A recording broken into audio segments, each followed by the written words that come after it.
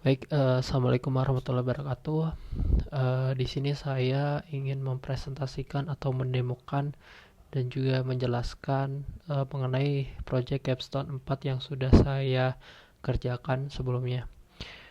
Oke, jadi saya itu mendapatkan dataset construction yang dimana di kasus ini tujuannya untuk mendeteksi apakah pada gambar yang diinputkan tersebut adakah pemakaian helm, adakah pemakaian vest, dan adakah orang di dalamnya. Kurang lebihnya seperti itu. Nah, mungkin langsung saja ya. Jadi di sini tuh kita masuk ke dalam Google Colab yang sudah saya buat terlebih dahulu. Jadi di Google Colab ini tujuannya adalah untuk membuat model atau training modelnya. Ketika nanti training modelnya sudah siap, sudah selesai, maka model tersebut bisa kita download dan kita aplikasikan ke project Streamlit kita. Oke, mungkin di sini saya menjelaskan dulu. Jadi yang kita butuhkan adalah yang pertama library Ultralistic dan juga Supervision. Jadi Ultralistic ini adalah library yang kita gunakan untuk menggunakan model YOLO nantinya.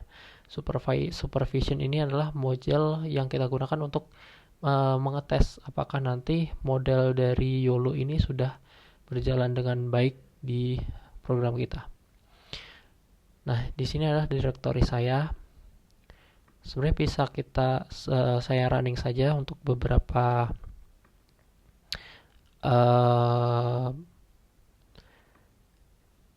untuk beberapa scriptnya saya running tapi nanti mungkin untuk proses trainingnya akan saya skip karena sebelumnya saya sudah training modelnya, jadi cukup download dan sudah saya download sebenarnya. Jadi mungkin saya running yang tidak training model. Oke, kita import OS-nya. Nah, sudah selesai. Kemudian kita unzip untuk dokumen-dokumennya. Nah, ini sebelumnya sebenarnya sudah saya unzip ya di sini. Jadi ini datasetnya, terus nanti keluarnya adalah di sini construction dataset. Nah, ini. Jadi di sini ada 3 folder yaitu test, train, dan juga valid. Oke, dan ini data YAML ya dari RoboFlow. Oke, mungkin ini kita lewati saja. Klik N. Oke. Nah, kita definisikan untuk dataset location-nya ada di construction dataset di sini. Oke. Oke, kemudian kita ls dulu, list dulu, kita cat juga, kita lihat isinya. Nah, ini model pertama itu yaitu maksudnya model yang saya gunakan di sini adalah model dari YOLO dan versinya adalah YOLO V8. Nah, kita running saja untuk load modelnya. Cuma nanti yang bagian ini adalah training modelnya, jadi mungkin kita nggak usah running karena nanti akan memakan waktu yang banyak. Oke, selesai. Nah, sebelumnya ini sudah saya tes juga untuk mapnya di sini. Nah, jadi di YOLO ini dia 50/95-nya dapat 0,37 kurang lebihnya. Jadi bisa dibilang ini presisinya sangat kurang dikarenakan dataset yang kita miliki itu cukup terbatas. Jadi kita hanya memiliki dataset itu untuk try-nya itu ya sekitar 50 datasets. Jadi untuk dalam data training itu terbilang cukup sedikit. Jadi memang presisinya tidak terlalu tinggi. Oke. Nah, ini apabila kita tes nantinya.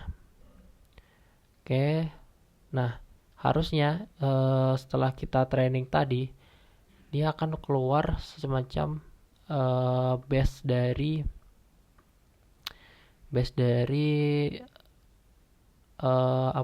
training model dari epoch, dari 20 epoch yang kita lakukan, dia bakalan keluar base ini ya, base modelnya. Nah, ini yang kita download, kemudian kita pasang ke Streamlit kita.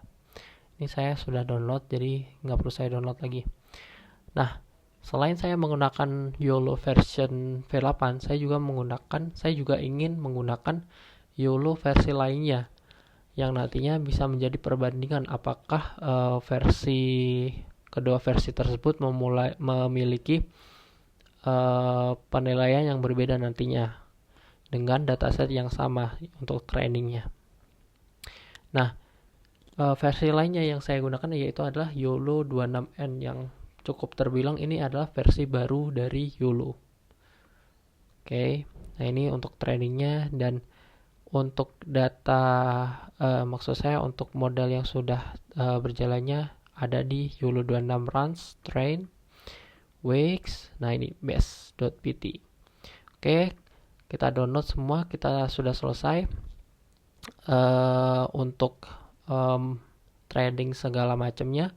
Lanjut kita buat project Streamlit-nya. Kita buat project Streamlit-nya. Kemarin saya sudah buat project Streamlit-nya. Jadi di sini saya hanya menggunakan satu file saja. Jadi semuanya saya masukkan di sini karena isinya cukup ringkas. Nah, ini kemudian saya masukkan ke GitHub. Jadi nanti di sini bisa select version juga untuk YOLO V8, YOLO 26N. Kemudian untuk menampilkan data hasil dari annotated image-nya, sebelumnya dideteksi dulu menggunakan SVS supervision maksudnya.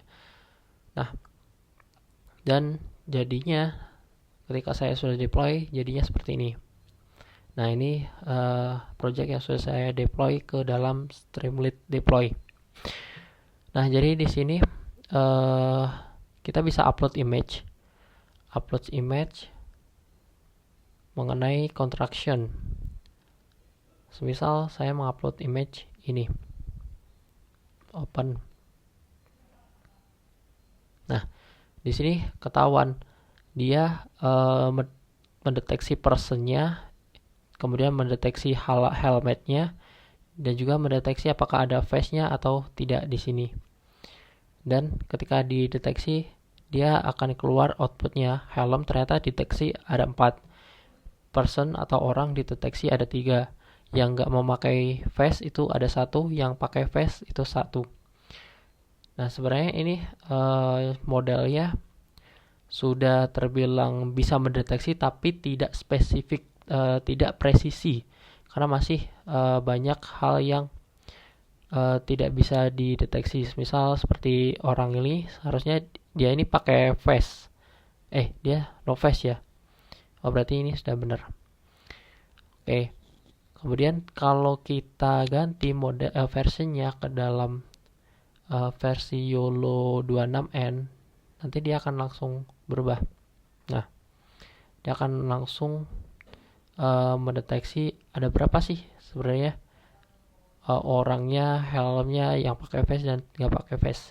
Jadi di sini kalau kita pakai YOLO 26N itu orangnya itu ada 5 dideteksinya. Yang pakai helm itu 4, yang nggak pakai face itu 1, yang pakai face 1.